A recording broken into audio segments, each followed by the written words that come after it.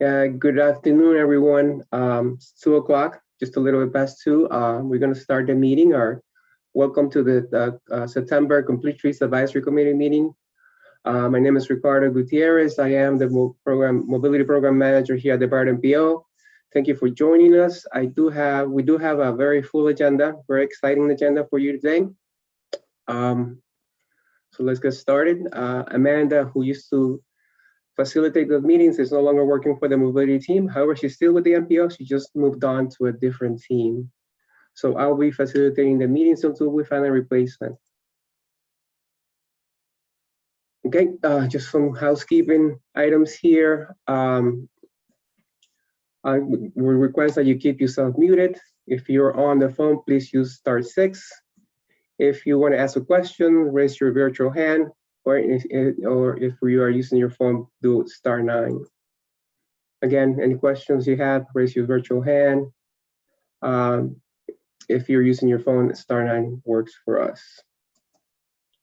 Right, like always, we use Mentimeter throughout the entire presentation. So please go to mentimeter.com, menti.com. You can either scan the barcode here to access Mentimeter, or you can go directly to www.menti.com and put in this voting code. So I'll give a couple of minutes for the CSAC members to go ahead and join through Mentimeter. And you can also go to that link that's actually on the screen right now.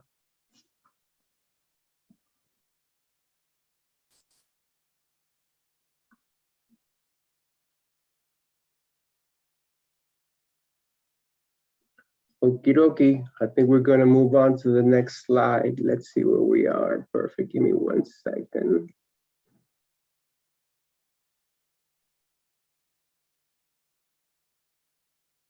Okay. We'll talk to you a little bit about what the MPO is doing, especially the mobility team at the MPO first. I just want to remind you, we made a presentation, the mobility team, on, actually we held a webinar back in August 26th, together with our partners at the cities of Oakland Park and Sunrise, and and the Florida Department of Transportation, our implementation partner, where we really talked about getting projects implemented in Broward. And great conversation between the two cities and FDOT. They talked about how they're actually be able to implement this type of projects, how they're messaging this to the community so they can get the buy-in. Again, great presentation. This is available if you were not able to attend, it is available on Facebook. You can go to Facebook to Speak Up Broward, and you can see the actual recording. Really encourage you to definitely if you weren't able to attend, to listen to the recording. A lot of lessons learned. The cities of Oakland Park and City of Sunrise have, so one of the leaders in Broward and implement this type of projects, but very different cities. One is very small in Eastern Community, where Sunrise is one of the largest urban cities, and they're really doing some great work, in the areas where, a lot of people didn't think it could happen. So definitely encourage you to go to Facebook, go to Speak Up Broward, and look at and listen to the recording. And we have another, I'm not sure if you guys know this, but we are going to be implementing a ciclovia next May of 2022. So to kick off that the planning for the ciclovia, we're going to be hosting a webinar, Open Streets webinar, November 3rd, 2021, please, from 3 p.m. Please mark it on your calendars. Very exciting webinar. We're going to have one of the guest speakers is going to be the ciclovia organizers that they do the ciclovias in Los Angeles, definitely the most successful ciclovias in the entire country. They're gonna come and present share some of their experience. So definitely I would encourage people to attend. Excellent opportunity to learn from the actual experts. And to do that, we actually just sent a survey to our partners to gauge some interest. So the survey has gone out. We're already getting some responses because we're looking for a partner. We're looking for a partner. We're looking for a city. We're looking for a street, basically, so we can implement this ciclovia, the first one in Broward County. Again, look out for that. Definitely put in your calendars, November 3rd, 2021 at 3 p.m. And now, you guys know we're just kicked off this very exciting program, Tactical Urbanism program. We have our first project in the city of Deerfield Beach. So I'm going to turn it over to our complete phase manager, Stephanie Garcia, who's going to give us an update on what's going on now. Stephanie. Hello, everyone. Can everyone hear me? Yes, we can hear you fine, Stephanie. Okay, perfect. Thank you so much. Okay, but if we can go to the next slide. Okay, perfect. So as most of you know, we've been working with the city of Deerfield Beach. They were the selected city to implement the first pilot project of the program. And we already passed the community engagement section, let's say, part of the program with this pilot project. We, together with the city, we work on different workshops. We host 3 workshops in total. The last workshop was in August 26, and we had the opportunity to present the designs to the residents of the area and other stakeholders. What you can see here in the pictures is actually two different activities that we did as part of the public outreach strategy. We had a door-to-door strategy. So we went to the area, and we of course wanted to inform of what is happening in the neighborhood, and of course requesting feedback. The other thing that we did was an online survey. We created a link in order to collect all the feedback from the residents of the area, as well as we created some comment boxes. We put some comment boxes at certain areas around the neighborhood. One was the church located in Northeast 44th Street. It is a main, let's say, a main landmark of the neighborhood. We partnered with them in order to get some surveys there, and of course we had a great participation. And the other things that we did, of course, we met with different stakeholders. As you can see in the image, we met with the elementary school that is just located parallel to the corridor. We also met with Broward Health North, the hospital that is located in Sample Road with Northeastern Avenue. We also met with the Fruit Field, a group that is actually an urban garden located parallel to the street. And this is all part of the public outreach in order to collect feedback to improve this corridor. And if we go to the next slide.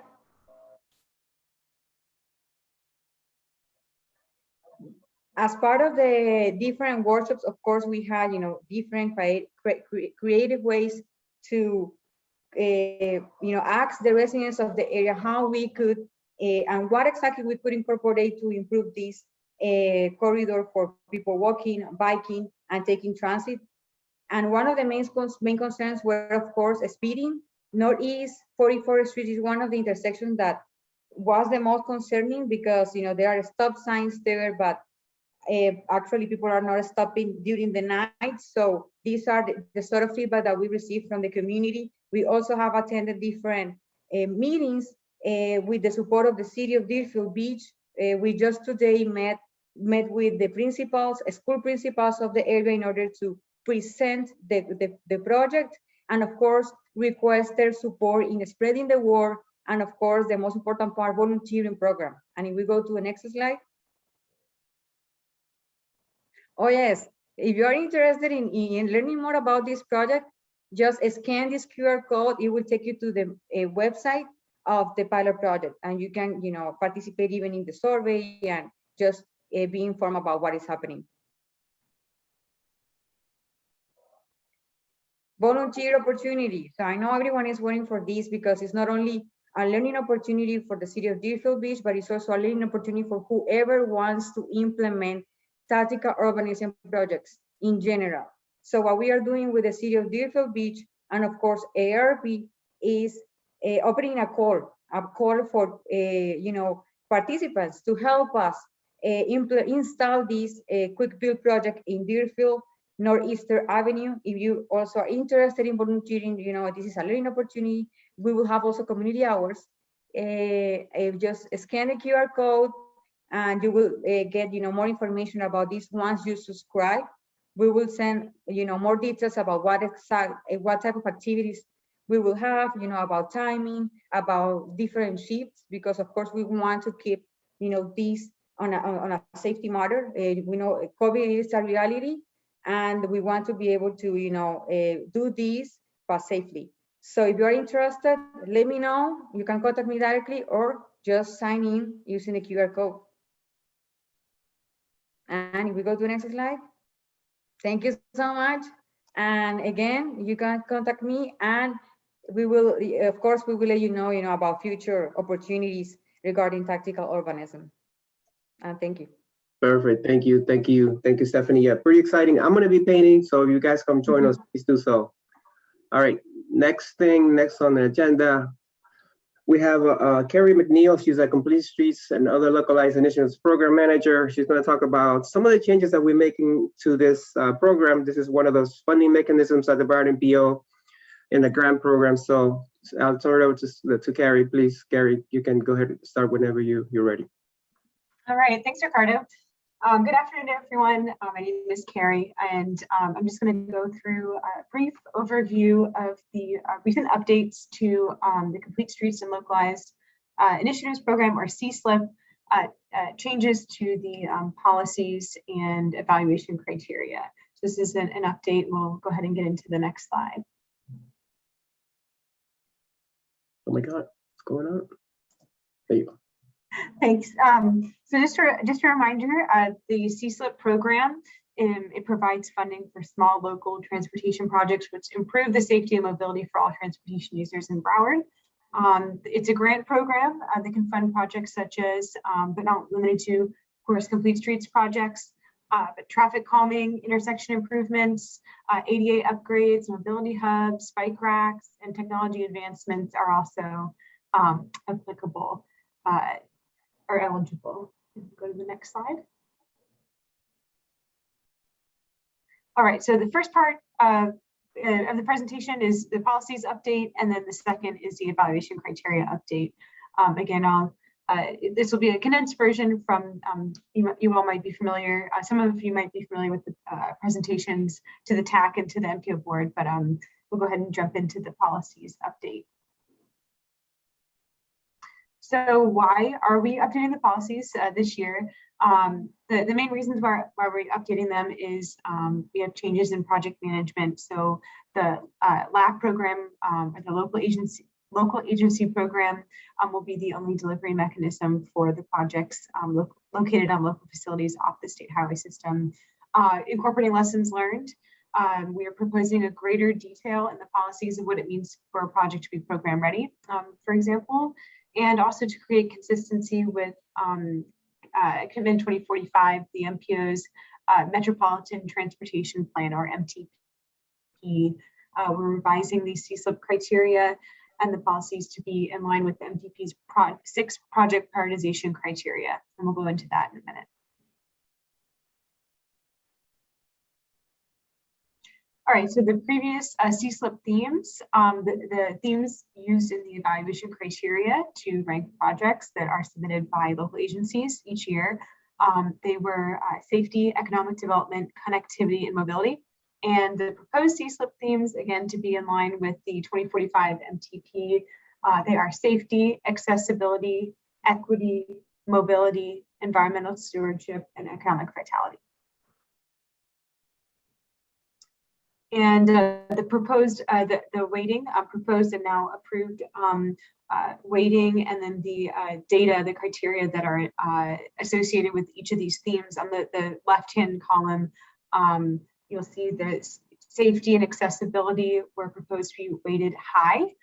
So they'd have the most, the potential to earn the greatest amount of points for a project. And then equity, mobility are weighted medium, and economic vitality and environmental stewardship weighted lower. So, and this was again approved by the board recently. So we'll go ahead. This is a condensed version. This chart here, this table is a condensed version of the revised evaluation criteria table, but it just gives you an idea of what kind of things, what kind of data we're incorporating into each theme. And all right, next slide. All right, so update to the policies. So we added a purpose and overview section to the policies, the beginning of the policy document. It's pretty much what was included on the first slide of this presentation, so I won't repeat it word for word, but it's just giving some purpose and direction to that policy document. So the project or application cap is still $3 million for construction only. That has not changed from last year, from last cycle, and the minimum amount for construction per project is still $500,000. And you have a limit, each applicant or each agency has a limit of 2 applications per cycle, in which the facility or right-of-way owner and the local jurisdiction are the same.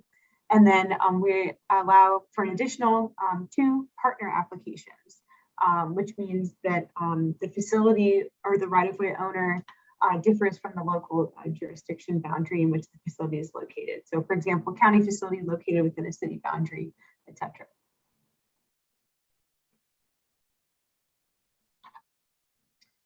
All right, so local agencies, they may list their projects in priority order if they're submitting more than 1 per cycle. And the commission resolution, which is a required document for application submittal, it should state that projects that are not located on a local facility, if they're should state that projects located on a local facility off the state highway system will be delivered using the federally mandated local agency program process. The policies in the past just said if required, now it is required, so just clarifying that. And then for projects proposed on state facilities, a documentation of determination from FDOT will be required, it's called a letter of consistency will be required at time of application submittal. And then local community support, just giving, amending the policy to give a little bit of information, additional information, detail on what we expect to see submitted with an application showing proof of local community support. That could be meeting notes, meeting recordings, letters of support from HOAs, and the applicant shall provide documentation of outreach to potentially impacted properties. And again, just giving some more detail on program ready requirements, but it needs to be program ready. We're looking for a detailed, clear scope of work, a cost estimate signed by a professional engineer or PE, resolution of support, and partner collaboration. And again, still a $3 million cap, but the additional $1 million in construction contingency has been removed.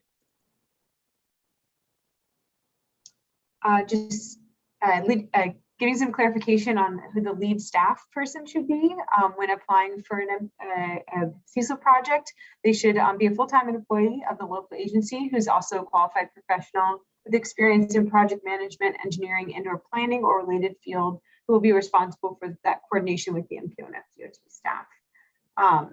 And again, project prioritization criteria has been updated to reflect the 2045 MTP. A little bit more clarification on the process that the reporting process that follows ranking projects and getting your project submitted, how it gets incorporated into the MMPL, then programmed in the FDOT work program, and then into the MPO's TIP or Transportation Improvement Program. And final project ranking will reflect the priority of the local agency, and change in scope after project submittal may result in the removal of the project from consideration for funding. And there was an amendment, which the policies will reflect from the MPO board last week, that requests that any change in project ranking after the initial ranking, that amended, if the priority list is amended, that would require an approval from the board. All right, next slide. Okay, second part, update to the evaluation criteria. So the evaluation criteria table, this is the previous evaluation criteria table with those 4 themes across the top: connectivity, mobility, safety, and economic development. containing the criteria and the point system that's used or that's applied to rank the projects in our objective. The objective ranking tool has been updated to reflect the new 6 themes. And if you wouldn't mind moving to the next slide, that has the details of the process that we went through to get there. We first started with selecting the 6 project evaluation criteria, which I mentioned before. We established data sets to measure each criteria, determined the proposed scoring methodologies and point system. Then we internally, we had an internal team that built a program evaluation tool. Again, it's a objective ranking tool, a GIS-based, geographic information system-based ranking tool. We conducted test runs of the tool, went through that iterative process, and then made necessary revisions to scoring methodologies and the point system. So the weighting that we applied for each of those themes is shown here. So that this weighting is reflected in the potential points that a project can earn in each of these sections. So you can see that the high categories have a weight of 20% out of the total potential to earn points, and then medium is 17 and low is 13. And finally, the revised table is shown here. And you can also find this on the MPO's CSLIP webpage under application information. If you want to take a look at this in detail, it's a lot of content there, but if you'd like to take a look at it, this is what we're going to use to evaluate projects in cycles, the upcoming cycle 6, which is coming up this fall, coming up soon. So on the next slide, you'll see if you wanted to look at this, you'd go to, again, the application information tab on the CSLIP webpage, and you can view the program policies and the evaluation chart. That'll all be updated with the newly approved material, again, from last week's board meeting, and that'll be updated prior to the annual workshop on September 22nd, which is next week. So that'll be part of the virtual TAC workshop. It'll be at the end of that workshop. So if you register for the virtual TAC meeting on September 22nd, you will automatically be registered to attend that virtual CSLIP annual application workshop. And the application deadline this year is November 10th. So look forward to seeing some great projects, and thanks for giving me the opportunity to update you all today. If you have any questions, you can always reach out to me. Thank you, Carrie. Any questions for Carrie or Stephanie? I don't think I see any hands raised, so we'll move on to the next presentation. Thank you, Carrie. Thank you, Stephanie. Great job.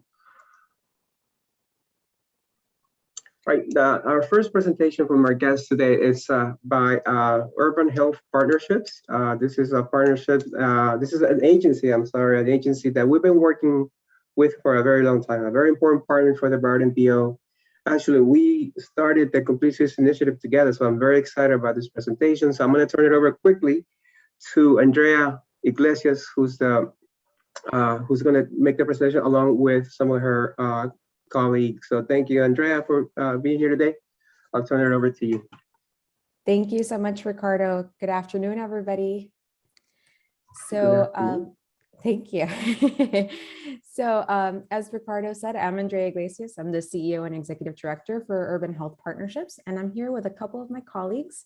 I will hand it over to them real quick to just introduce themselves. Areli. Hello, everybody. Areli Lozano Cantu here with Urban Health Partnerships, Senior Program Manager. Hi, I'm Jen Cheek. I'm Director of Healthy Streets and Public Spaces. Okay, wonderful.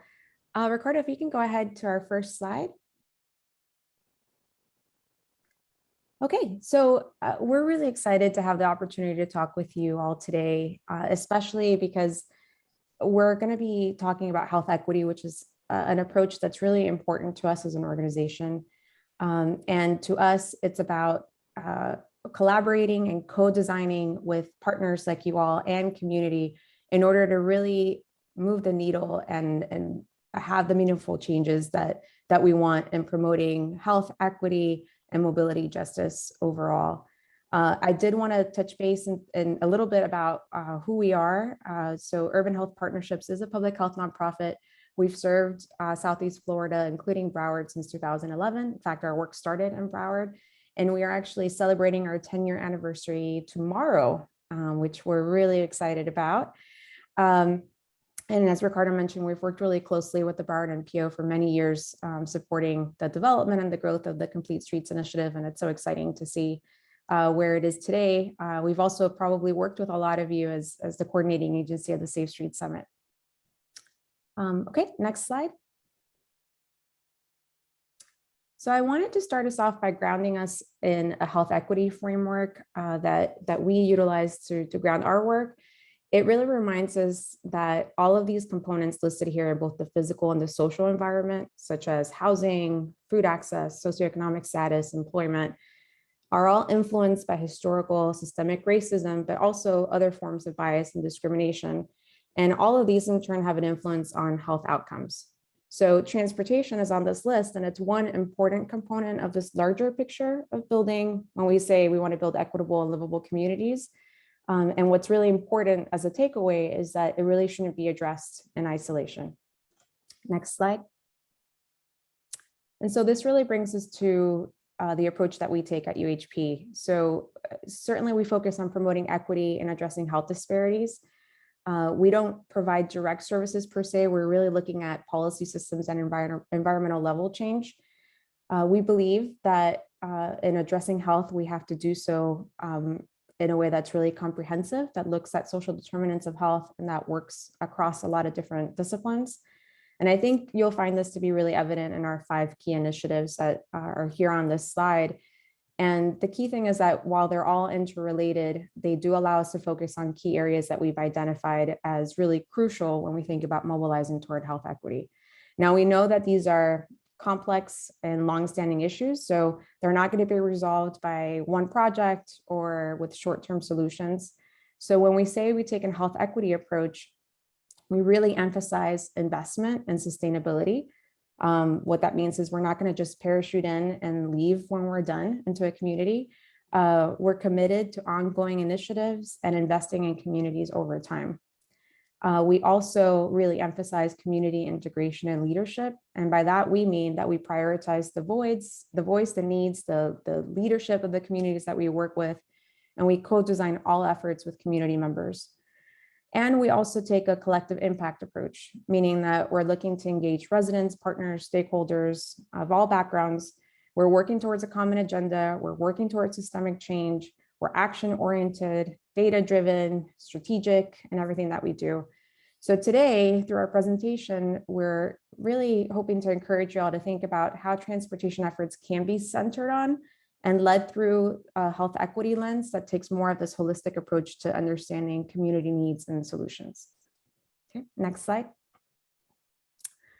So as I've been referencing, one of the key components of a collective impact on a health equity approach is ensuring that not only that we have community engagement, but that community members actually truly guide and provide leadership. So it's not checking off on a list that we've completed some community meetings and that's it. It's really looking at having really meaningful long-term engagement.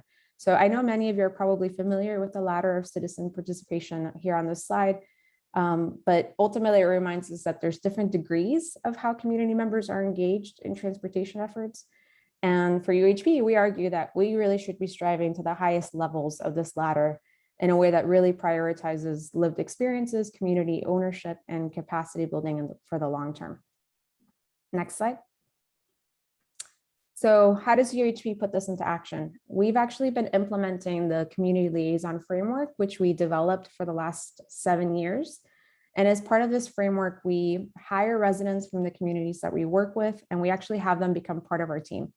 We provide capacity building. Our ultimate goal of that capacity building is to support the development of long-term champions for change within their community. So not just for one project, but a network of community leaders that can be activated around not just transportation, but a lot of different issues that matter to the community. These residents are often really well connected within their communities already, with a lot of important stakeholders who often don't have a voice at the table. So this might be faith-based organizations, small businesses, schools, community services, artists, and they can help us build and strengthen those networks that we feel are important to have as part of our work. We work with the liaisons to develop really all strategies. We're co-designing projects from the very beginning. They're involved in implementation, evaluation, planning for future projects as well. Ultimately, the goal is mobilizing the community so that ultimately they themselves are the ones that are leading policy systems and environmental changes. And one thing that I really want to highlight is that the liaisons are compensated for their time. And this is really important because in doing that, we believe that we're honoring the value of the lived experience and expertise in the community beyond, normally we value more technical experience. So we really feel like appropriate compensation for that expertise that they bring in is vital in having a true equity and social justice model. Right, next slide. So really in aligning with the health equity approach that we've talked about so far, UHP also advocates taking a mobility justice approach to built environment efforts. Mobility justice really goes beyond embedding equity in your present projects. It's also about looking at how the historic and persistent injustices have impacted communities and making sure that you're centering mobility planning on the needs, challenges, and the desires for different bodies and identities of people. So the priority is people, not property, not profit. And really, it guides us to approach Complete Streets efforts in a way that is centered in the vulnerabilities and experiences of those that we know have been historically marginalized and disenfranchised. It also emphasizes that we're not going to reach mobility justice by just looking at transportation efforts narrowly, but again, by understanding how interrelated transportation is with other aspects of the physical and the social environment, and understanding how systemic inequities across all of these have come together to impact communities. Okay, so next slide, I'm going to go ahead and pass it on to Jen. She's going to briefly share an example of how this framework looks like in action through our work and the Activate Overtown effort. Thank you. Thanks, Andrea. So we wanted to provide an example of how we've been using this framework over the past 2 years now in this project. The Overtown neighborhood in Miami is a prime example of a place that has seen consistent injustice in transportation and city planning. If you don't know the story of Overtown, I'm going to give a quick history. Throughout much of the early and middle 20th century, Miami's Black residents were confined to specific areas through restrictive covenants, exclusionary zoning, as well as racially motivated violence.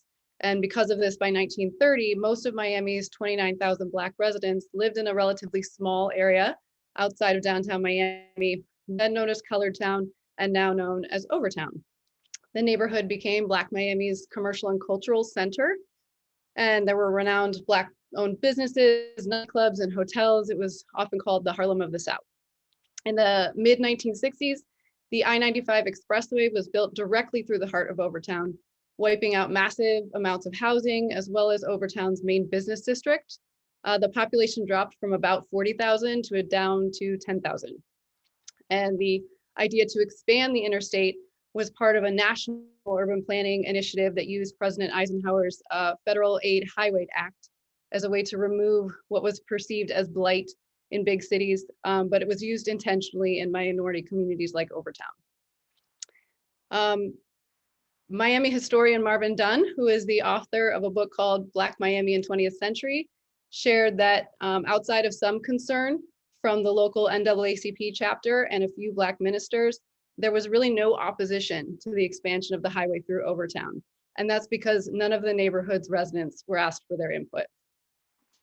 So if you fast forward to today, a significant amount of investment is going into Overtown to try to reinstate it as a thriving Black business and entertainment district. The interstate is being rebuilt as we speak. This time, part of the process includes creating a park in the space below the overpass that seeks to help like reconnect the community and create Miami's largest urban park. As you can imagine, there is a significant amount of skepticism from the Overtown residents on whether these changes will truly benefit them. Next slide, please. All that's to say that there is a long history of abuse of Overtown, of the land and its residents, which is why UHP began working with partners in the neighborhood to help raise the community's voice in decisions that were being made about these investments and about their streets and public spaces. UHP's work began with a walking audit with residents to identify their concerns and desires as they related to improving walkability, bikeability, and accessibility in the neighborhood, and led to UHP getting funding from the Allegheny Franciscan Ministries to take on the Activate Overtown project. The project's goal was to use the community liaison framework to hire residents to participate in further analysis of their priorities as they relate to improving access to schools, parks, and transit. Next slide, please. The community liaisons, as Andrea mentioned, were engaged in all facets of the project, including the design and development of surveys, communications plans, outreach events, and they also provided their own personal experiences and hopes that helped shape which quick build projects we would take on to help bring attention to and improve the built environment. The community liaisons also played a key role in helping us build a coalition of local partners to collaborate on the project. Some of them are shown here. Next slide, please.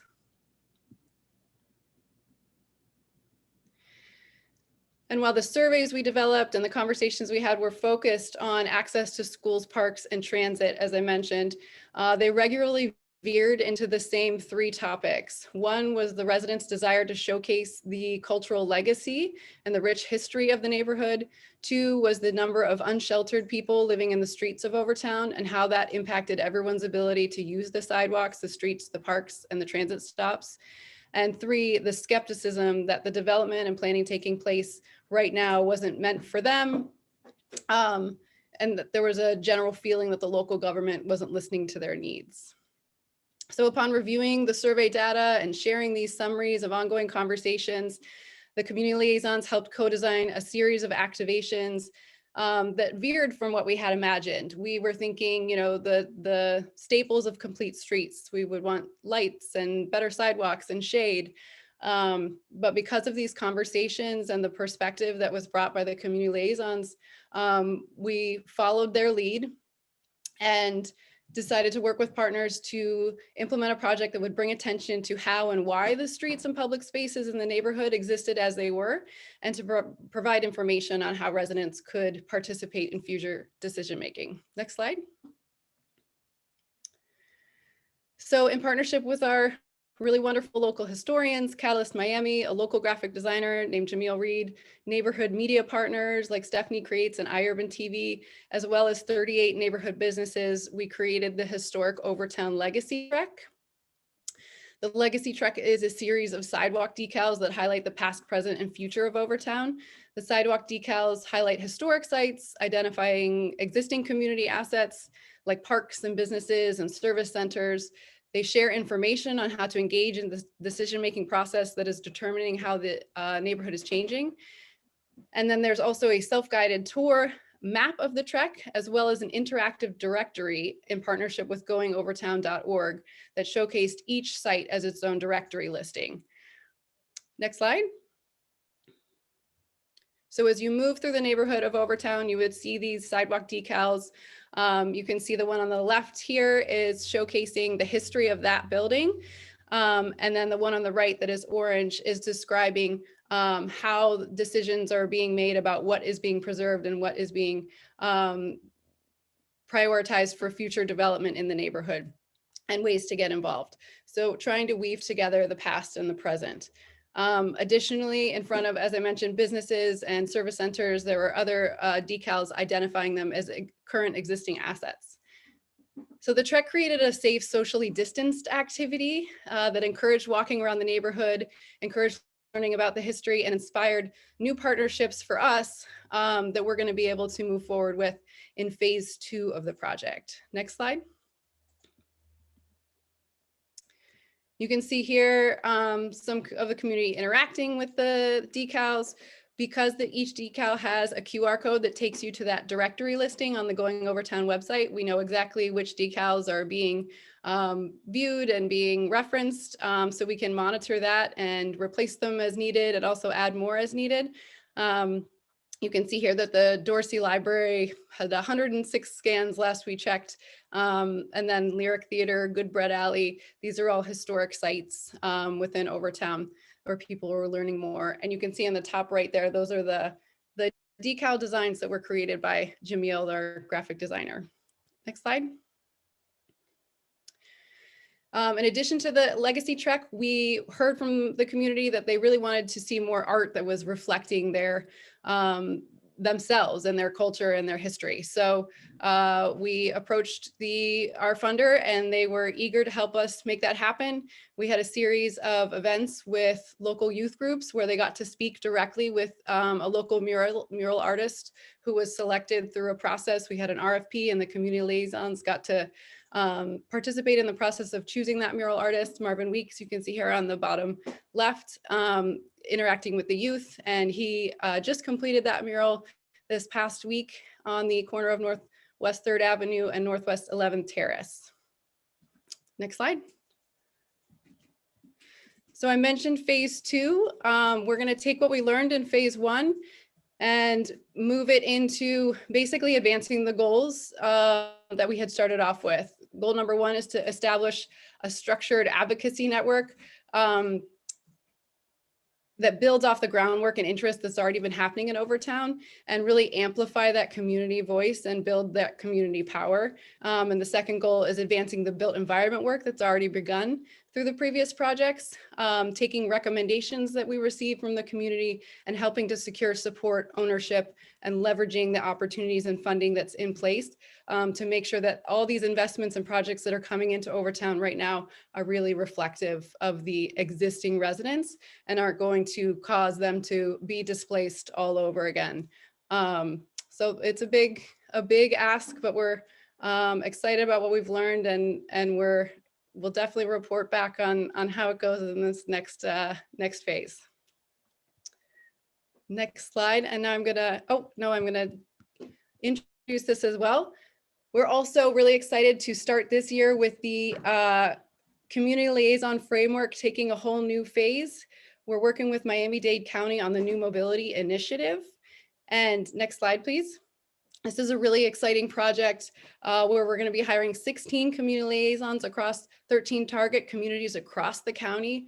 We're working with the county to use the community liaisons as a network to test out new mobility pilots and then bring that information back to their neighborhoods and have conversations with their neighbors and their communities to figure out how these new technologies might be able to serve their needs in their communities. So the target communities were chosen based on a series of this sort of wonderful data initiative that Ford Mobility has taken on with us.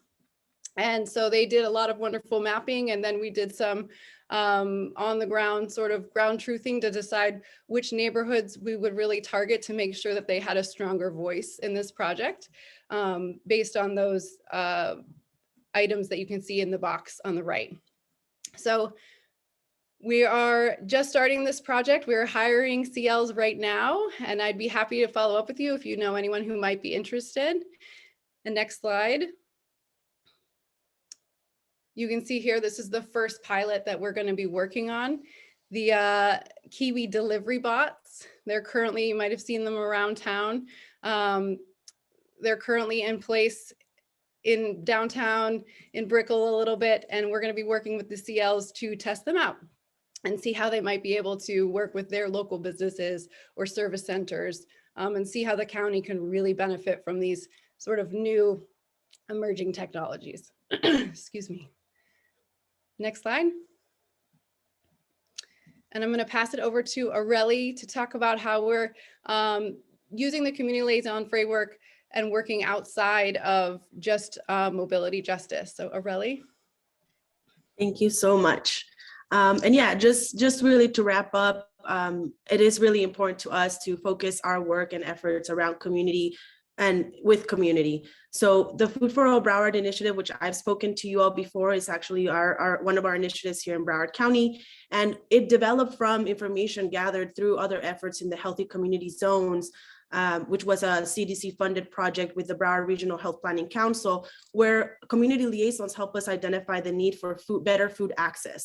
And with that, the Food for All Broward initiative was developed, and the project was funded by the Health Foundation of South Florida. And through 3 years of work through the Food for All Broward initiative, we now have a lot of different opportunities through policy systems and environmental changes that have been supporting food access and nutrition access throughout 26 municipalities in the county. One of those is the South Broward Community Health Hub, which also now includes community liaisons, which now are helping us again reinform and reassess and guide further policy systems and environmental change through our efforts. So again, this is just really to remind us that Miami-Dade, Broward County, our efforts are always around health equity, community-centered health equity, so that there's always community input and integration throughout the process. And in the Food for All Broward initiative right now, we're wrapping up and phasing out, but we're not going anywhere. Because of all the input and involvement of community liaisons and the different municipalities and different partners, there's a lot of really great sustainability opportunities happening. So again, when we have community at the center, community integrated, community at the lead, it is really important for us to continue to push the needle forward and not start something and just lead. So we continue to find investment, we continue to find support and work with the communities that we need, so that we can continue to develop policy systems and environmental change through the intersections that will build health equity. And as you know, the food access piece and health and mobility and access are always intersectional. Just really quick, from the Activate Overtown opportunity that Jen highlighted, we are actually starting to work around food access around that trek. So from the trek, now we are looking at the the food access points within that trek and trying to engage community members and the liaisons and the restaurants and food providers in that area to try to also bring attention to the food access needs of Overtown, similarly how we're doing in the South Broward region with the South Broward Community Health Hub.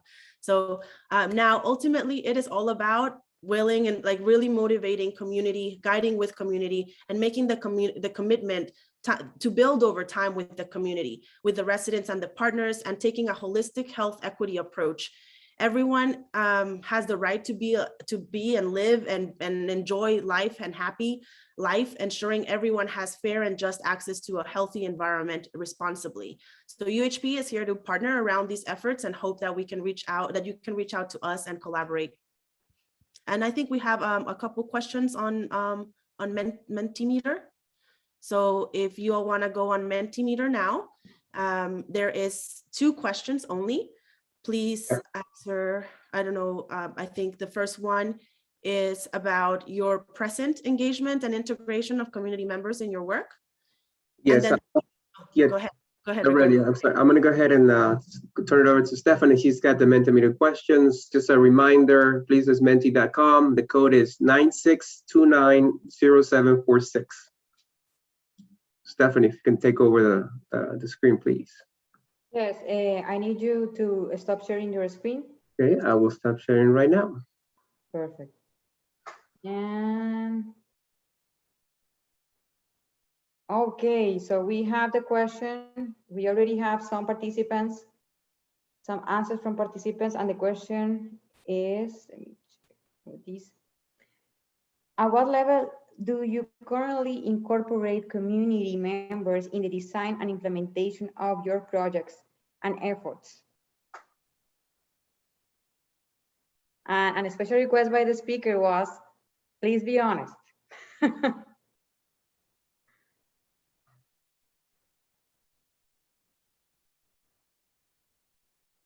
Okay, it seems that most of the participants think that they keep informed the community members, keep them informed. Just 2 participants included most of the options. So community members are empowered to lead and influence decision making. So let's say that include most of the strategies presented today.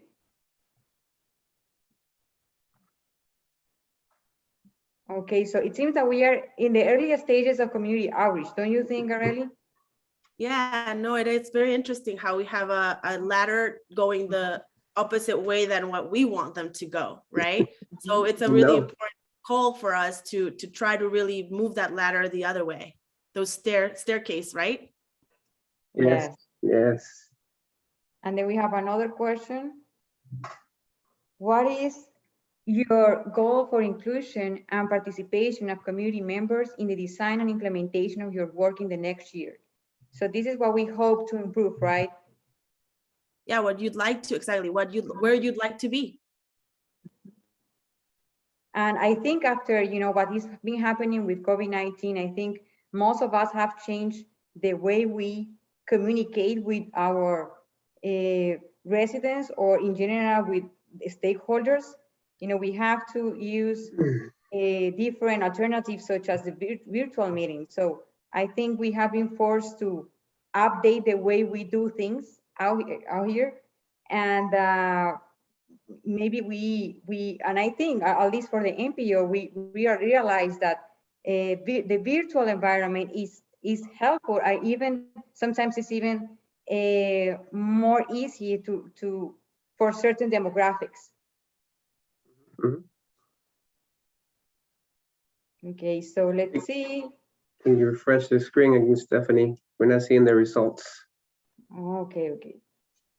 So let's refresh it. Oh. Oh, there we Okay. So see, that's good. Yeah. But the first slide was a little concerning because we're not getting them involved enough. They're not part of the process. We're letting them know what's going on, but not getting some of the minimal feedback that we need to get our projects moving correctly. So, but I guess I'm seeing that people want to get to that. So that's pretty. Yeah, and we really want to be on those red, yellow, and green. Those last three is where a lot of involvement is happening. You need to build capacity through that process. So there is a process, and that's why the community liaison framework and the work that we do with community members help us move that even from the red to the yellow to the green.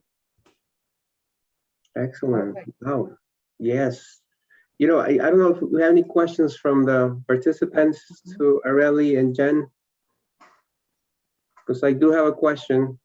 Oh, hi, Ricardo, it's Karen Friedman. Karen, So Karen, so one of the challenges, or something I'd be interested to hear their feedback on, is when you're dealing with members of the community, how you can both involve them and empower them, but also manage expectations. Because like in my experience, sometimes the members of the community, one of the challenges of involving them is that they do think you're going to change everything to meet their comments and stuff. So how do you manage their expectations in terms of outcome, but still empower them? So I think the way that we call this the communication feedback loop, we gotta be consistent, right? A lot of the times and also the work of the community liaisons, being part of the community and understanding those expectations a lot better than us, right? For example, like Jen mentioned in Activate Overtown, there is an issue about homelessness and houselessness, right?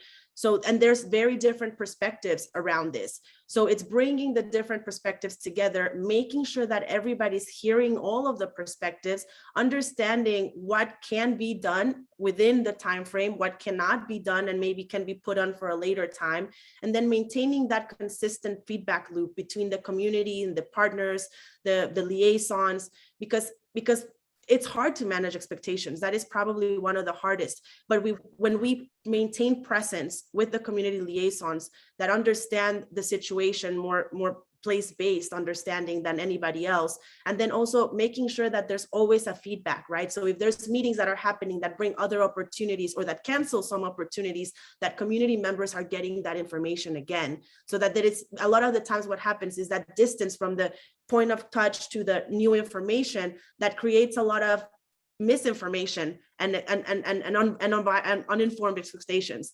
So by maintaining that presence, continued presence from the liaisons and maintaining that feedback loop is one of the ways in which we help manage it. I don't know, Jen, if you have anything else to add there. You're on mute, you're on mute. sorry about that. The feedback loop is so important. Again, working with the community liaison so that they understand and are able to communicate that properly as to what our capacity is. But also, I think it's really important not to limit what, for example, the homelessness issue that Aurelie brought up. We could have said, oh, we're really hearing this is a big issue, but it's out of our scope. So, you know, we can't really deal with that right now. Let's focus on this. But we didn't do that. We could continue to drive those conversations and foster them, facilitate them, and because everything is interconnected, right?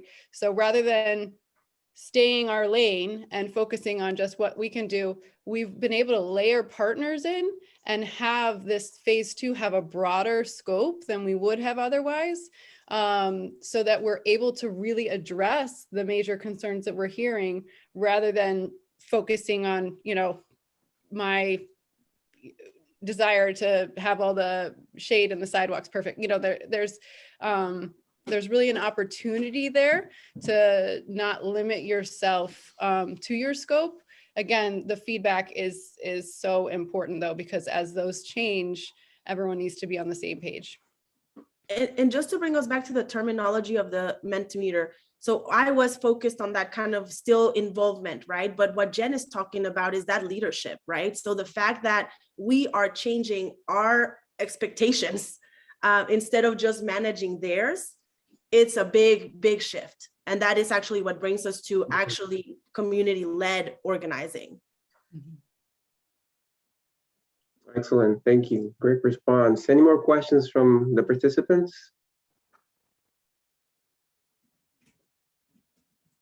I guess we don't have any more questions. I don't see any virtual hands raised, but I do have a question, Aurelie and Jen. Thank you. First of all, thank you for a great presentation.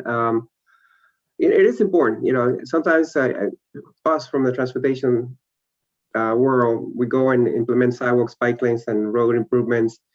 But, you know, the community might have some bigger issues. So getting that, you know, and understand what's important to them is very important for us to even implement anything. So one of the things that we do at the MPO is make sure that we work through our partners, as the cities who understand the communities better.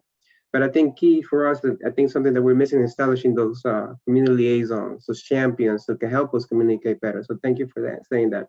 One of the things that I noticed, and I'm thinking, compensating the liaisons. How do you guys do that?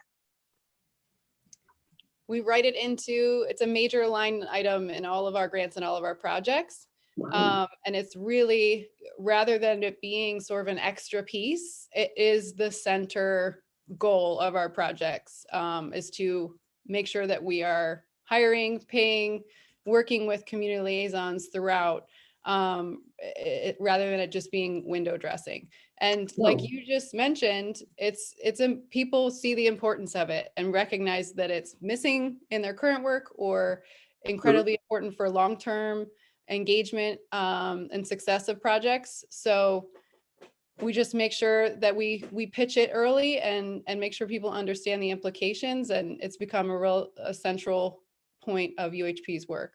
Well, excellent. Well, thank you. And I would just add that the compensation and the central, like it's beyond just the salary.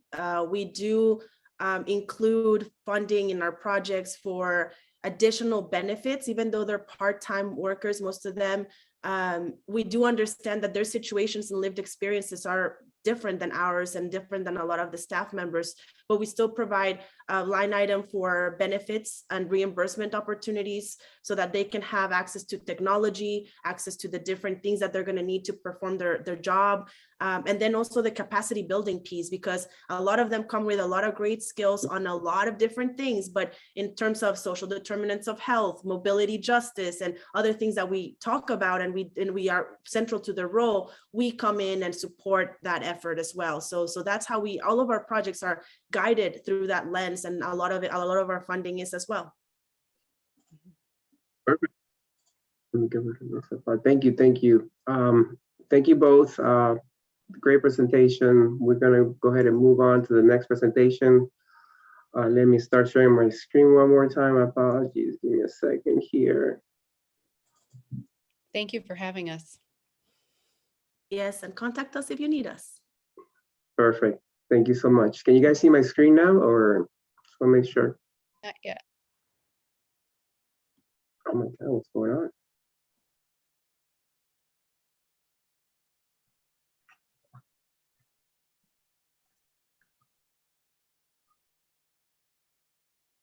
Okay, now. You guys see my screen now? Yes? Yeah. Okay, perfect.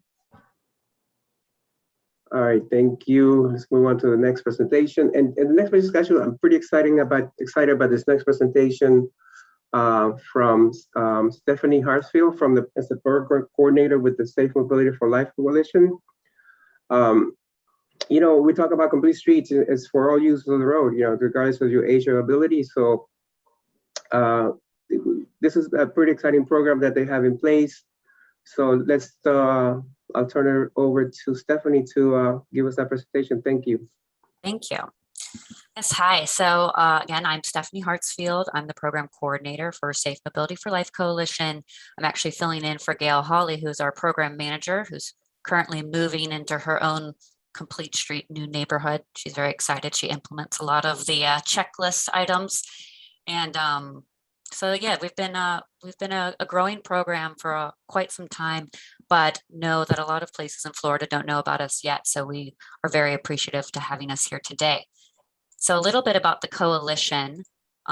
We've been around for quite some time. The coalition itself has been over 10 years, a partnership between the Florida Department of Transportation and with myself at the Pepper Institute on Aging and Public Policy at Florida State University. And so today we have 31 member organizations across the state, and the representation is for all of our different stakeholders, both representing rural, suburban, and urban areas. You probably recognize a lot of these agencies, but we also go down to some community levels, educators, law enforcement. We really try to cover all of the bases when it comes to aging, mobility, and transportation. And then one other thing I do like to mention is how we define an aging road user. So an aging road user to our program is anyone over the age of 50. And this is because this is the time people are planning and mostly planning for their retirement, often moving to Florida. And we want to include transportation into their transportation futures. So adding that into their retirement planning, looking at where they're going to live as they continue to age and how does it going to meet their transportation needs. We do put a special focus, obviously, on 65 and older, as that's a lot of the data sets are looking at that. But we also, road users are not just drivers. So we're also talking to passengers, pedestrians, bicyclists, transit riders, motorcyclists, and then the ever-growing popular golf cart driver. And we are very strongly and very happily having this collaborative strategic approach with our coalition. And we are part of FDOT's Strategic Highway Safety Plan with the Target Zero efforts. I'm sorry, I'm not saying next slide. I'll do better. So the coalition goal to meet that Target Zero effort is to improve aging road users' safety and mobility by reducing fatalities, serious injuries, crashes, all while maintaining their safety, mobility, and connection to the community. You can next slide twice now. Those slides went together. So next slide, Florida population. So Florida's aging population has been growing. The baby boomers have entered into our target audience's age group. And the national average is currently 19% over 65. So Florida for some time has been over the national average, and it's going to keep growing. So we expect about 1 in 4 drivers on the road will be over 65 years age in less than 10 years. And Broward County is going to be seeing, next slide, a very similar trend. So you guys are currently at 17% over 65, just your population, but you also have over 17% of all your licensed drivers are over 65. And this trend will continue to grow. Next slide. So why is this important? As the need to travel will always persist over one's lifetime. And we see this because 80% of drivers over 65 are maintaining an active driver's license, yet their ability to drive is going to be decreasing as they continue to age. And so the nation actually sees over 600,000 people over the age of 70 are having to stop driving, which means they're having to become dependent on others to meet their transportation needs, especially if they don't have a plan in place. Next slide. And why is this important to communities is that non-drivers are making 15% fewer trips to the doctors, 59% fewer trips to shopping, and 65% fewer social, family, and religious activity trips. So without available, safe transportation options that they feel safe and reliable, non-drivers are left feeling isolated. And this not only affects their health and well-being, but their quality of life. So one of the important things we like to stress is transportation isn't just about getting to those places you need to go, but also want to go. We don't want to only get people to doctor's appointments. We also need them to still be commuting to like things they like in their community, staying active members of their community. And I didn't realize Mentimeter was supposed to be saved for the end. So I do have a poll question. It's going to be a word cloud. So if you do next slide, just to get you thinking about it, I know we have to do a switch. How do you currently get around in your community? So the question is, we have picking your top 3 ways you get around frequently in your community, not just ideally on a nice day, whether it's driving, bicycling, walking, transportation network companies like Uber and Lyft. They're also, or even got the electric scooters now in Tallahassee, a train, rail, or bus. And I don't know if you have the Mentimeter pulled up yet. It's on my phone, so I can see it. Okay, good. So We're just going to list the those, Mentimeter now. those top 3.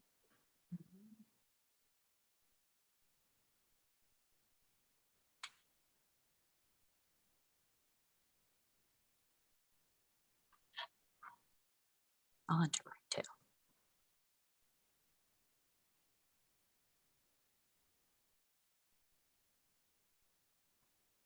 So we have 12 participants in the Mentimeter platform. And it seems the more popular answer is car. Car, drive, or car, drive. driving, they all are, it would be a very large bubble by now. Yeah. And I actually stole this idea recently from ARP is doing their age-friendly initiative, some sharing symposium. And the purpose is to see how big that car, that driving by car really dominates, you know, the cloud. And we find the same thing when we do surveys with aging road users, like 99% of our surveyors think that the car is essential to their transportation needs and to meeting their needs of mobility. So we can go ahead to the next slide. I'll give you a second. And yeah, interesting. Thank you for the nice word cloud. I love a good word cloud.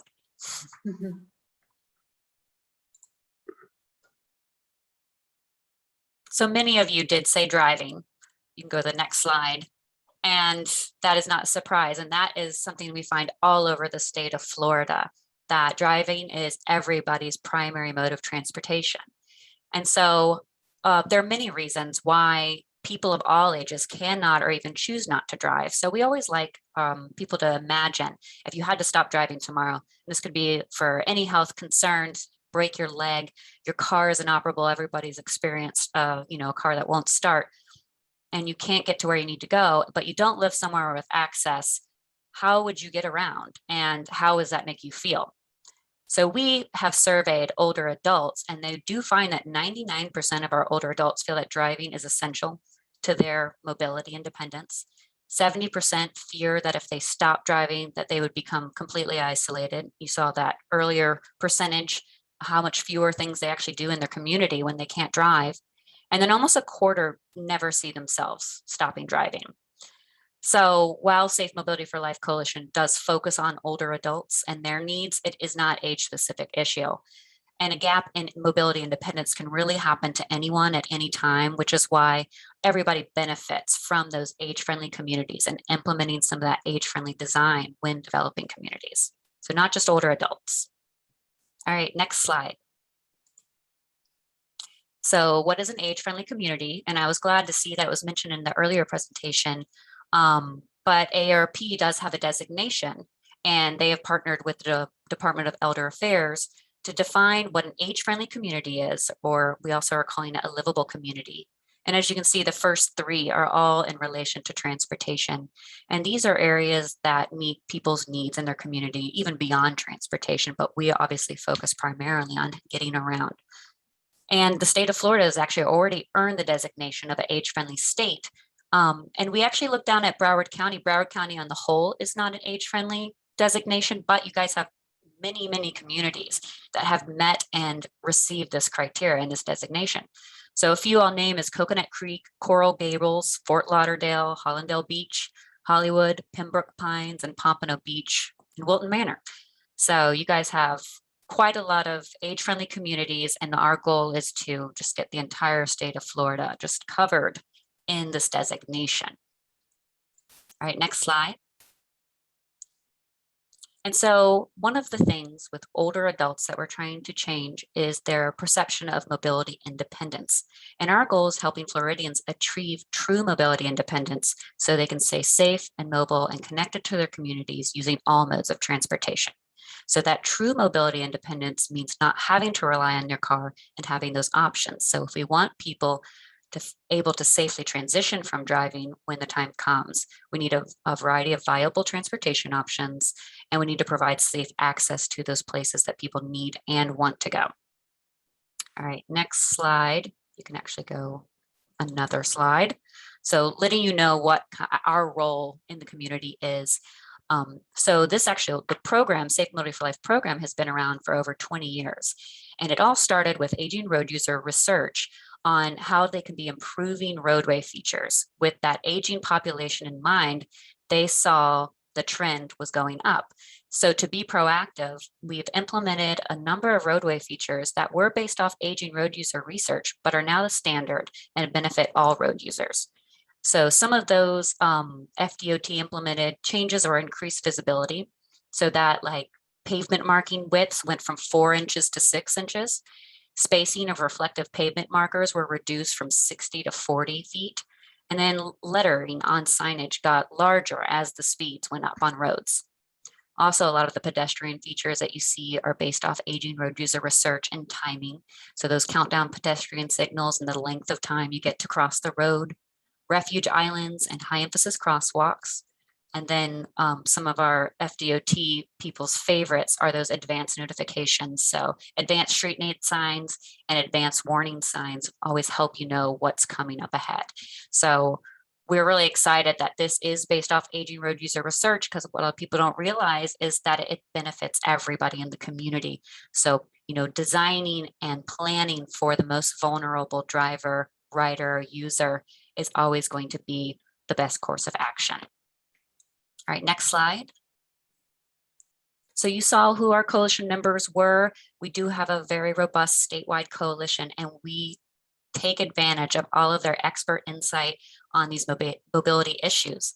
And all of our materials I'm going to get into in a minute are all developed using this very strong data-driven and research-based approach. And all of these materials are free resources that we would love to push out through communities.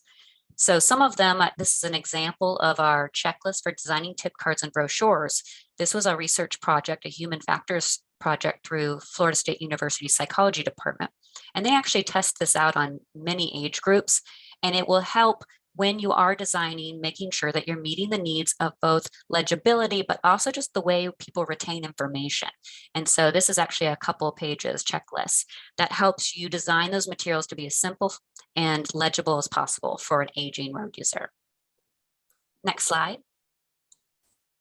Oh, this is a little digital one that snuck in there. So we also try to make sure it's very clear, concise. See this, do this. What's the question? What's the answer? Lots of digital education as well. Especially took advantage of that during COVID. We created a lot more of these little graphics. All right, next slide. So our approach to education is also a layered approach. So we've developed our messaging, the keys to achieve safe mobility for life, to instantly let our target audience know that there are several layers, some steps to take to becoming truly mobility independent. So first, we want to make sure everybody understands that impact that aging has on safe driving. So even this is just natural age-related changes when it comes to your vision, your mobility, your flexibility, reaction time.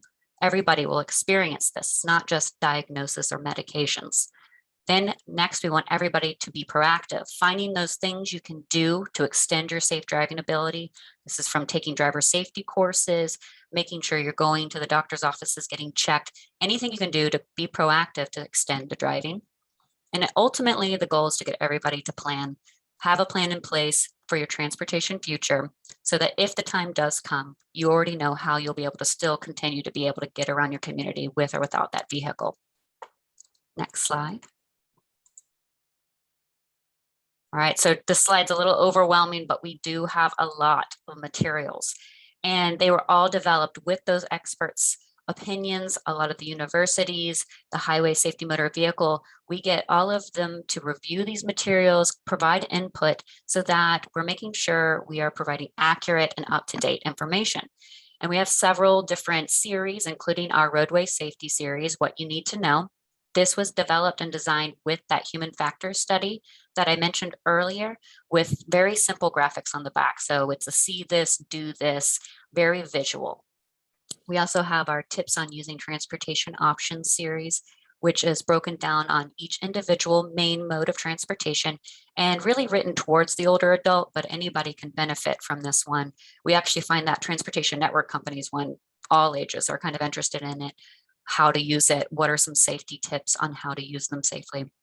And then we have our bread and butter is our Florida guide for safe mobility for life. This is a little heftier of a guidebook, and it covers those 3 keys to achieve safe mobility for life. And it even includes resources from every county in the state of Florida, as well as worksheets on how to complete a transportation plan. Next slide. And we also have a variety of community events that were really designed to get people together. We have definitely had to change gears in the last year, and a lot of these have gone virtual, but our in-person classroom-based events included the Keys to Achieve Safe Mobility for Life workshop, safe transit, safe biking, and safe walking workshops, and CARFIT events. So most of these had both in classroom and real world experience, going out on the road, but we have successfully converted most of these to a virtual workshop format, and people have still really enjoyed them and got a lot of great information out of them. And I did want to point out CARFIT, especially because they are now a part of our funding source. CARFIT Florida is developed by AARP, AAA, and the American Occupational Therapy Association to assess an older adult's fit in their vehicle. So making sure that seatbelts are adjusted correctly, steering wheels, and really optimizing their safety in their own vehicle. But we also make sure we partner with them and pair them with resources in the community. So if they couldn't drive, how else could they get around? And then we have also developed some public service announcements that these are all available on our YouTube page. And these are all on how to build that transportation plan, messaging for those 3 keys, and how to use Find a Ride Florida, which is a database that University of Florida and Safe Mobility for Life developed to help people create that transportation plan, find what those options are available already existing in your community. And a lot of times people don't realize some of the volunteer programs that are available, paratransit, they don't know if they qualify for that, and even paid for services. A lot of times it's a last resort, but it's still a viable option if you are not able to drive. All right, next slide. And then I was actually very happy to hear about that community presentation we just had, because Community Partner Agreement is one of our newest programs that we just launched. So we realize that education at the community level is always going to be strongest, especially with older adults who are very community based. A lot of them are retired, becoming volunteers, going to their community centers, their senior centers. And so we want to be able to partner with as many community partners as possible and help educate them on that positive messaging that we do throughout all of our programs. And this helps promote motivation and memory of any of the information we're trying to share. And you will see that positive messaging theme throughout any of our programs if we get to partner in the future. And I did want to mention Carmen Pullins is our coalition rep at FDOT, who we did just find out retired. We are going to miss her greatly, but she has been one of my biggest advocates of getting the Keys to Achieve Safe Mobility for Life workshop scheduled, and always assists me with answering those local community questions. So we do find I'm in Tallahassee and I'm doing presentations sometimes down in Broward County or in Miami. I always make sure to have either a CTST, Community Traffic Safety Team Coordinator, or someone from the community on those presentations to help answer the questions that those older adults might have that I'm probably oblivious to. And I learned so much having those coalition members. And as I mentioned before, we have, thanks to these community partners, I have successfully had many virtual workshops and converted a lot of them to online education. And we took advantage of that learning curve we all had to do. I mean, we do most of our education in person because older adults love tangible items. They like being face-to-face, but many of them had to learn, how to use these services like Zoom and Teams. And so we took advantage, and we have found that they are very willing to use these platforms to be educated. And next slide. So we obviously believe that collaboration is key to reaching Vision Zero, and we want to work together with these communities. So we know that we need to work from the state and local levels to achieve that Vision Zero. So some of the ways that we can work together is everybody adopting age-friendly community practices. I did want to mention that before is the AARP Age-Friendly Sharing Symposiums going on. They just had 2 sessions earlier this month, but they will be having them throughout the next few weeks. And they're extremely interesting, and they just have great experts on there. And I've been grading ideas for my own community, even beyond this program. Then we also would love for you to look at our strategic plan. This is available online, and connect our plans and align our resources that could be beneficial. If you're interested in any collaboration, becoming a community partner is probably the quickest and most concise way to get direct line of communication with us. It's a quick form online, and it'll give us a collective list of these communities, these counties that would need more help. And so we really start looking at how we could get into those communities more. And then signing up for our newsletter and our listserv. We just took our newsletter to print this past summer. We've been modeling it off of the Elder Update, if you've ever seen. It's got great information on those roadway improvements that DOT does, great visuals on how to utilize them. And we always like to highlight programs that are really successful for older adults. And then obviously spreading the word is one of the best things we can do. Is the word of mouth is really what got us into more communities, and having more community partners sign up to be with us. All right, I have my last Mentimeter. If you go to the next slide. Now that I've shared some of the programs, some of the materials, the events that we do, I am really interested to hear from you guys how you could see Safe Mobility for Life helping you in the community. So it's just like a quick little brain dump.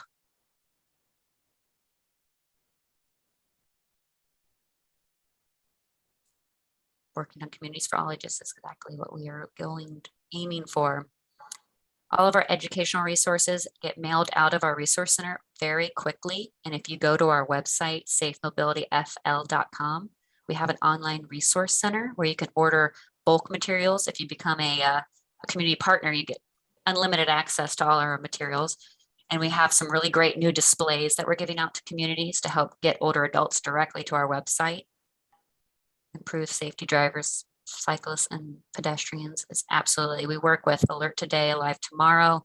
Frequently, we actually partner with them to do our safe walking, and we have a safe cycling class that we do with UFs. They have a very long name, Florida Traffic and Bicycle Safety Education Program. Accessibility is a huge one. Most older adults feel they have no options in their community, and a lot of times they just don't know what those options are. And helping spread the word is definitely our goal. So thank you all. I will share how we can get in touch with you once we get back to the presentation on our next slide, next but last slide.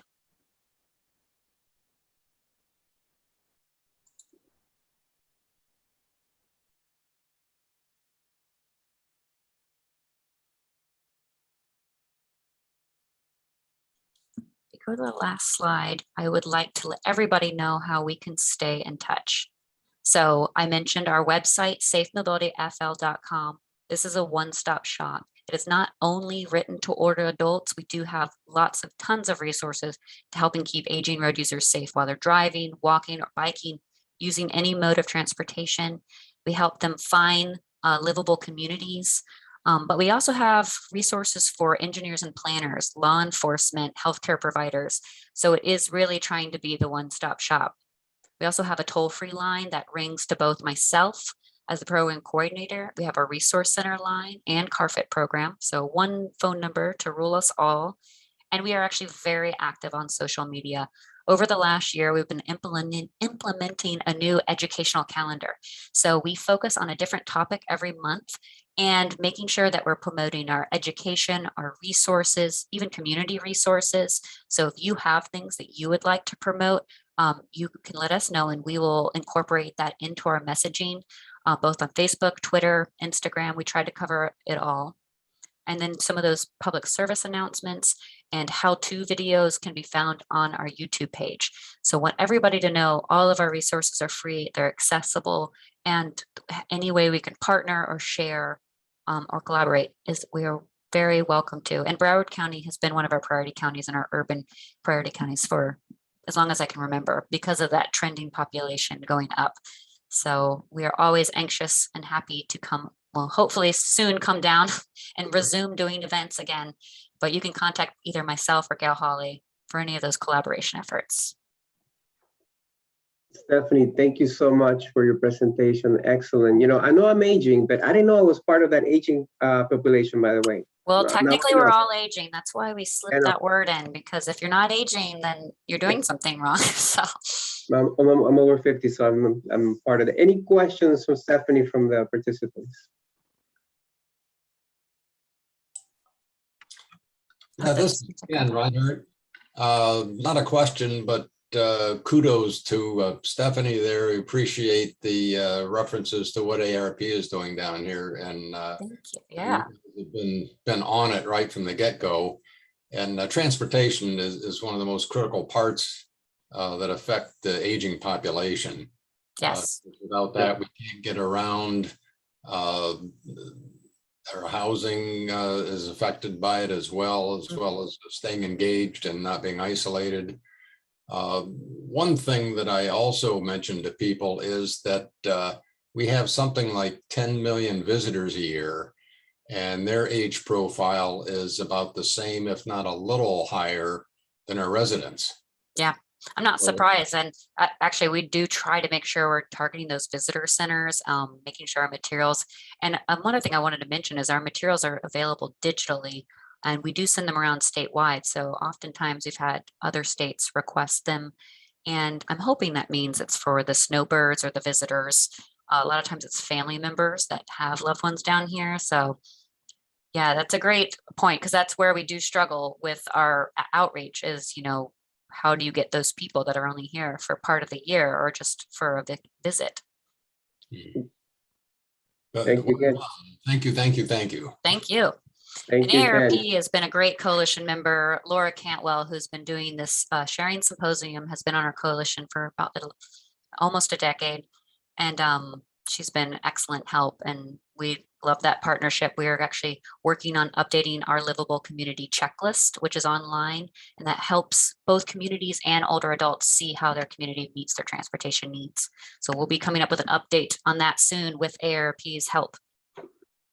Thank you. Thank you, Ken. Ken, go ahead. Yeah, I just want to say, Stephanie mentioned that we have 8 communities signed up within the county, but there are 31 municipalities. So it's still a target-rich environment. Yes. A little bit because of the pandemic, where the cities have been of necessity running at half speed and change the priorities. But as we come out of this, we're loading up to go after the rest of them. Good. Yep. Yes, that's what I like to hear. And you know, the new ARP's got a Livable Florida newsletter now. They're doing so much to try to get as much of how to become a livable community out there and making it really accessible for communities. So I definitely think the goal of all of Broward is a great one. Yeah, well, thank you, Ken. Yeah, you know, the ARP has been a great partner to the MPO. I mean, they participate in all our events, our community engagement events, and other efforts as well. We do have some questions, Stephanie, from the audience. So I'll go to Buffy. Buffy, please unmute yourself. And yeah, great presentation. Thank you. When you mentioned the communities and how Broward as a whole doesn't have or is not age friendly.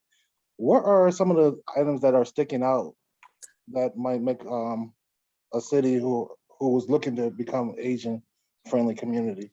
Well, I will say there probably is lots of age friendliness about Broward County on the whole. The designation, I would have to refer to my ARP reps on how it's obtained, whether it's applied for or I don't know, Shelby is also on this call. She's with our outreach and advocacy group.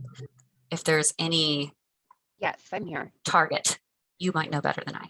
Yes, so it's a designation that is applied for, but the great thing about it is that it's not something that you are awarded or a community is awarded based on like a gold standard what they have met. Really, it's more of a commitment to that growth towards becoming age friendly. And so a lot of the communities, if you look at it with a lens of what do you mean my community is or isn't age friendly, is probably not correct. It really is that the leadership and the community partners in that community have committed to become more age friendly, and that's true for the communities as well as the state of Florida. So with the state having that designation, they're basically acknowledging they're making a commitment, and the requirement is showing that community leaders are committed to it.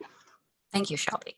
Yeah, and I would say my only example I have is I'm in Tallahassee, and Leon County did apply for the designation, and it was based off the efforts of Choose Tallahassee, which is a program getting people to look at and move to Tallahassee after retirement. So they've been implementing a lot of, actually transportation's probably got a big gap still, but a lot of other features that are attractive to older adults. And so they are committed to meeting those standards that AARP has designated on their livable community site. So if you visit their website, they have the full list, and you can actually see what those communities are meeting. If I can jump in on that too, as Shelby said, it's a matter of the community applying for it. And as soon as they submit their application and commitment, then they are designated as an age-friendly community, but that's just the beginning of the process. It's a 5-year process. They have 2 years to do a survey of the population to find out just what they need to thrive in the community, and then put together an action plan. The second 3-year period is to execute that action plan. The beauty of this is, and Shelby referred to it as well, there is no checklist per se that you will do this, this, and this. It's entirely up to the community. What would work in Hallandale Beach with 32,000 people is different from Fort Lauderdale with many times that. So it's a matter of the resources that each community has and what priorities they're faced with. So it's extremely flexible, and that's why it works. Yes, and that's why I urge you guys to try out that sharing symposium. It's where you get to learn a lot of what can be going on, and it's beyond its transportation, housing, places and space and community engagement. So any excelling in any of those can be a great place to start. Perfect, thank you. We do have one more question, Narelli. Thank you so much. Yeah, great presentation too. And as you know, I'm a connect the dots type of person. And I just wanted to say too, I can see the way that we've experienced this through the Miami-Dade Age Friendly Initiative, which UHP has coordinated for the last 8 years, is we start with a resolution that outlines a lot of the successes in each of the municipalities where a lot of livability. So we based on the 8 domains of livability, which follows the World Health Organization and the AARP guidelines. And we basically design a resolution for the municipality that expresses what they've done well and what their plans are for the next 5 years to make sure that those 8 domains of livability move forward. And then from that resolution, we have an internal kind of like designation, like you're becoming age friendly, and then from there you help start the process. And with a group like yours, I know that you can probably continue to support that effort as they are going.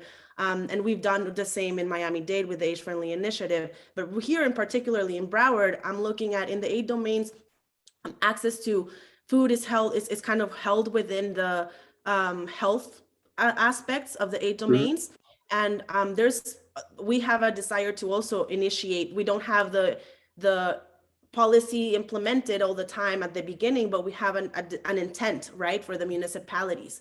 So I can see definitely some synergy here with the Broward MPO, the Safe Mobility Florida, and UHB working with the Food for All Broward initiative or something like that, where we can identify some of those municipalities that are doing food access work, some of those that are doing livability work, and try to figure out which ones are missing the certification or the designation, and we could try to do a resolution that outlines the livability within including some of the food access pieces, because as you know, even the aging community and the older adults are some of the people that are suffering the most from food access at this moment, especially because of the pandemic. So I'd love to chat and figure out ways to collaborate, because I think this is definitely super important, and it goes in line with health equity and everything that we do at UHB. I appreciate that. I was definitely taking notes during your presentation as well. So I'm glad we are going to mutually be reaching out to each other.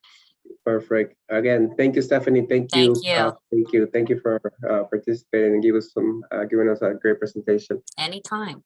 Okay, perfect. Let's move on to the next, last presentation. Of course, this is last but certainly not least, we have Peter Gies, the Broward MPO Strategic Planning Manager, who's going to give us a presentation, an overview of the Transportation Improvement Program and how actually and how we're using this program to implement some complete streets projects, and what is the commitment from the Broward MPO to make our streets safer for all users. So Peter. Thank you, Ricardo. As Ricardo introduced me, Peter Gies with the Broward MPO. So some of you I know do serve on the Technical Advisory Committee, and you've probably seen parts of this presentation before in reference to the Transportation Improvement Program. But today I'm going to kind of give you a different perspective on the Transportation Improvement Program and look at it more from the types of investments we're making and how much of our actual MPO attributable funding is going to bicycle and pedestrian projects here at the Broward MPO. So for those of you who are not part of the Technical Advisory Committee, I'll give you a quick elevator speech on the Transportation Improvement Program. The Broward MPO is required by federal law to create a short-term funding program for all of our federal and state funds for transportation projects in the region. So this Transportation Improvement Program is essentially a CIP for transportation projects in the Broward region. It is our capital improvement program in conjunction with the Florida Department of Transportation and how we spend our federal and state dollars on transportation projects. So the projects that you see in the Transportation Improvement Program are slated to be designed and or constructed over the next 5-year period. So whenever a new project or a new phase for a project gets funded, it always goes into the next 5th year. Those funds are committed for 5 years, and any new phase always goes into the new 5th year. So in this case, new projects or new phases show up in 2026 for the Transportation Improvement Program. So this Transportation Improvement Program was adopted back in June and will go officially into effect in October. Reason being is that the federal fiscal year starts in October, the state fiscal year starts in June. So we approve it in June for the state to make sure that we're in compliance from a federal law perspective, but then the actual Transportation Improvement Program will go into effect in October when the federal fiscal year begins. So next slide. The Transportation Improvement Program is basically the last step in our project delivery conveyor belt. If you look at the blue boxes that are shown at the top here, you'll notice that we have 3 boxes: the Metropolitan Transportation Plan, the Multimodal Priorities List, and the Transportation Improvement Program. So the Transportation Improvement Program is the last stop on the conveyor belt of project delivery. And as I mentioned before, assigns all of our funding and phases on the delivery of a project. So we typically identify all projects in the Metropolitan Transportation Plan, work them through our priorities list in the middle step, and then finally get to design and implementation in the last step within the Transportation Improvement Program. Next slide. I'm not going to spend a whole lot of time here. This just simply shows the relationship between those 3 core products and how we develop them and how they're all interlinked.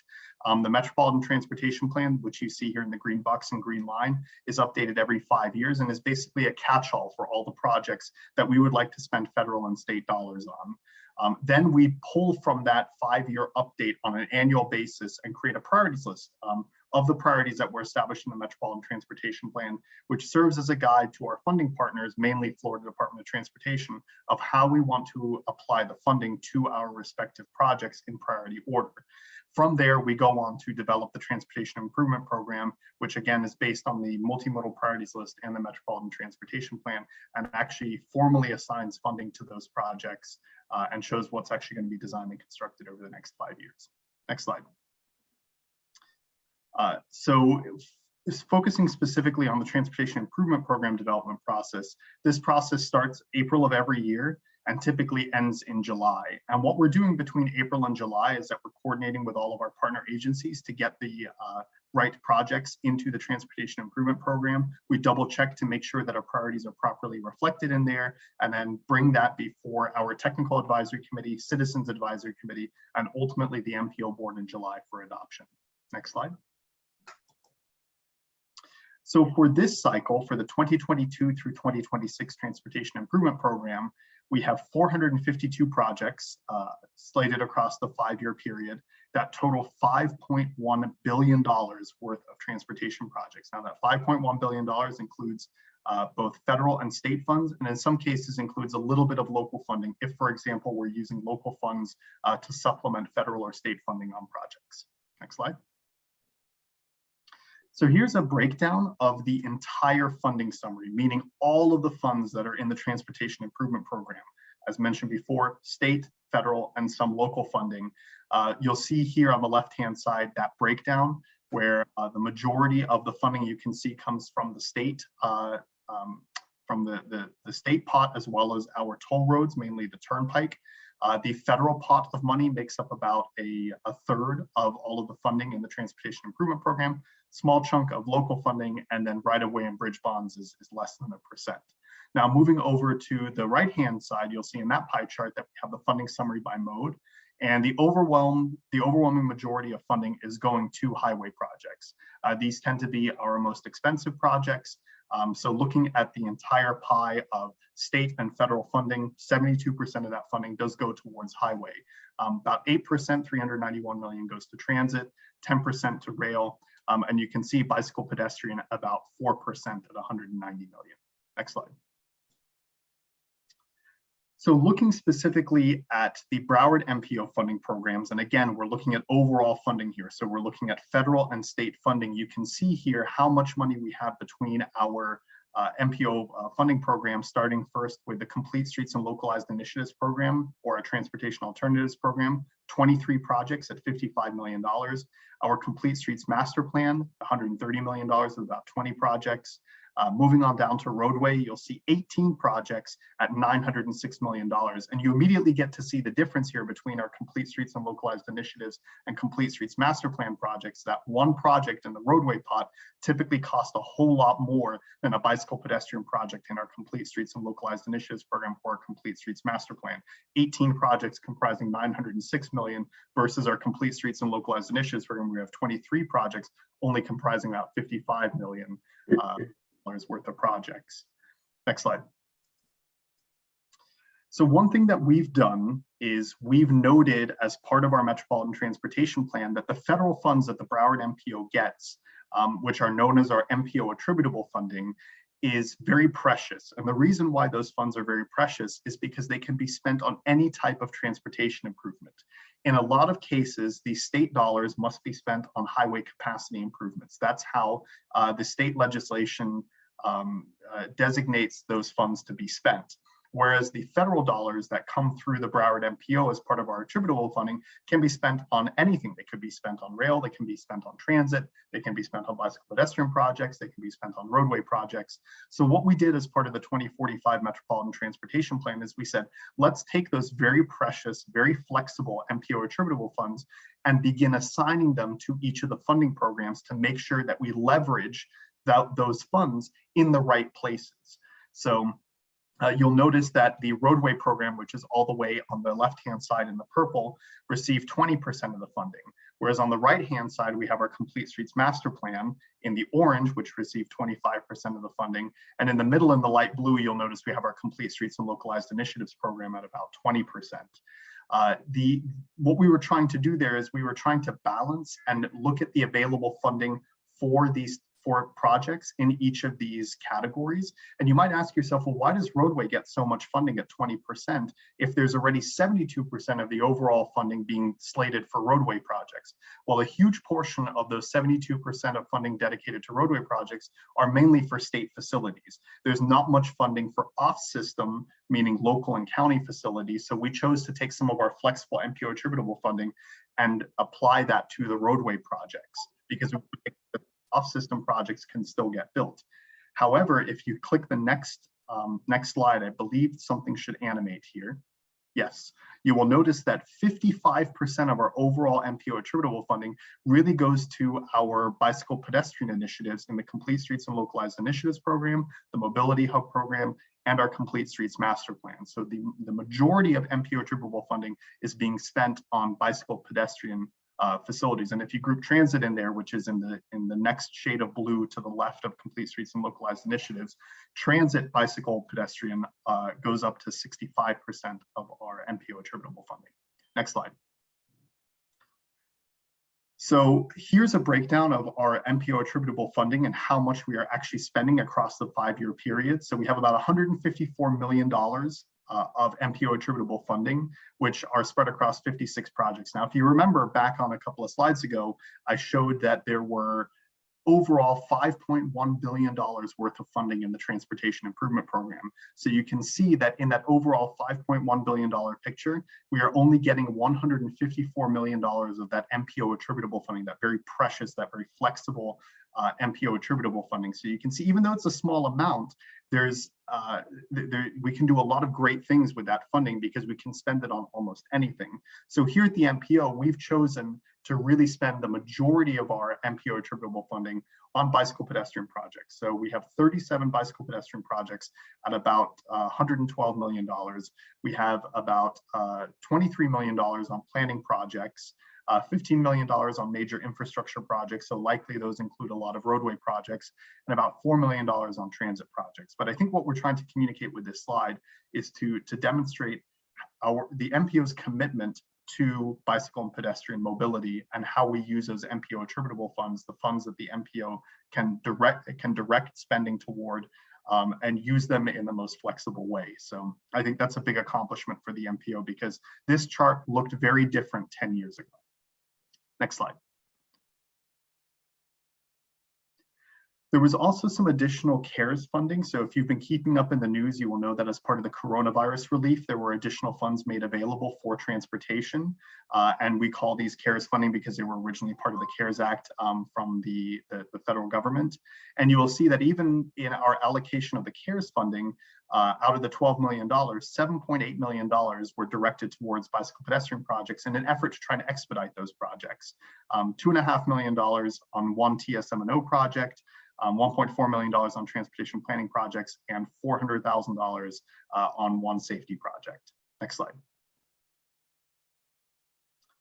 So one thing that we also like to do as part of the Transportation Improvement Program is show which projects graduated from the Transportation Improvement Program. Now, what do I mean by when I use the word graduated? Graduated means that the project saw its way all the way through the construction process. All funds have been obligated, and that project is going to be constructed and built in the upcoming year, meaning this fiscal year 22, and will be removed from the Transportation Improvement Program because it's going to be fully implemented. And again, you'll see here that the type of work at the top of the list with 5 projects, we're looking at bike lane sidewalk projects to the tune of $27 million. Next, some resurfacing at $7 million, bridge at $6 million, and so on if you go down the list. But we are really trying to move projects through the pipeline and focus on those bike lane sidewalk type projects. Next slide. So if you ever want to take a look at the Transportation Improvement Program, you can click on the link here and it will take you to it. The first couple of pages include a how-to on how to read the document in case you're looking for something. And if you're ever looking for a project, you can always use the Control-F find feature within the document to actually find that project and see how much funding has been allocated to it. Next slide. So with that, I will direct all questions to one of my team members, Shihong Chen, who's much smarter than I am and much more thorough as well. And she's probably your best person to contact if you have any questions on the Transportation Improvement Program. But I'm happy to answer any questions today. And as with every presentation, I believe we have a few Menti questions if you want to run through those very quickly, and then I'll open it up for questions. Ricardo? Absolutely. We go to Mentimeter. I'll stop sharing my screen, Stephanie. So I think I took a little bit of a different approach with the Menti. I gave you a little bit of a quiz, but the quiz is designed to make sure that the answers stick with you. So the first question here is, what type of projects does the Broward MPO allocate the majority of its MPO attributable funding to?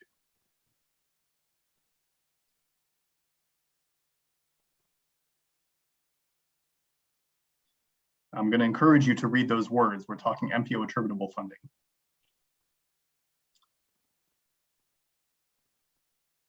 So I'm seeing here a split between roadway and bicycle pedestrian.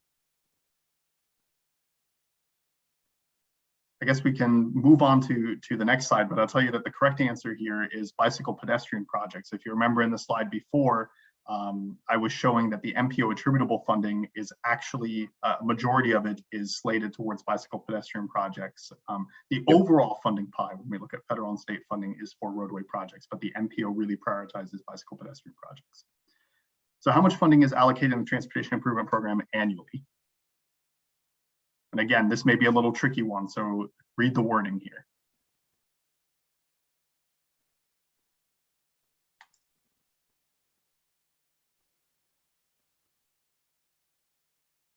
See if folks did their homework.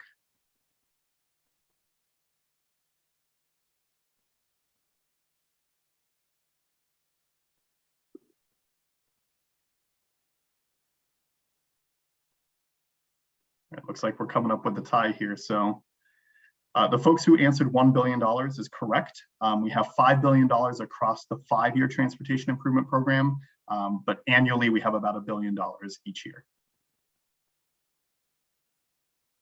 And I think that's it, right? Yeah, thank you, Peter. Great presentation again. Do we have any questions for Peter before we move on? Let me see. I don't see any hands raised.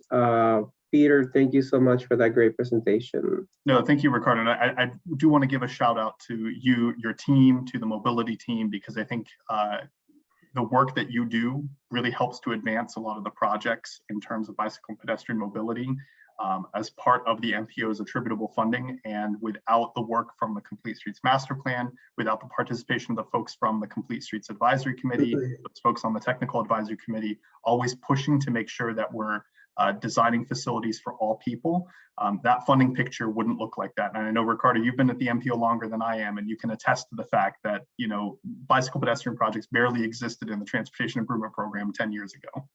Absolutely, Peter. This is not this is, I think I like to call it that this is not your grandpa's MPO anymore, right? This is a new MPO. We're innovative, and we do have a big commitment, and the MPO board has directed us to work this way. So definitely thank you for the kudos. And it's really not only us, it's also the communities, it's the local governments, it's the cities, the county, and FDOT who actually own these facilities where we want these projects implemented. Thank you. Thank you, Ricardo. Right. Thank you. All right, let's go to the next slide. Any member updates from the committee? Anything you want to share? Any upcoming events, projects that we would like to share with the rest of the group? I don't see anything. You guys see any? Rebecca, is anybody raising their hand? Can't see.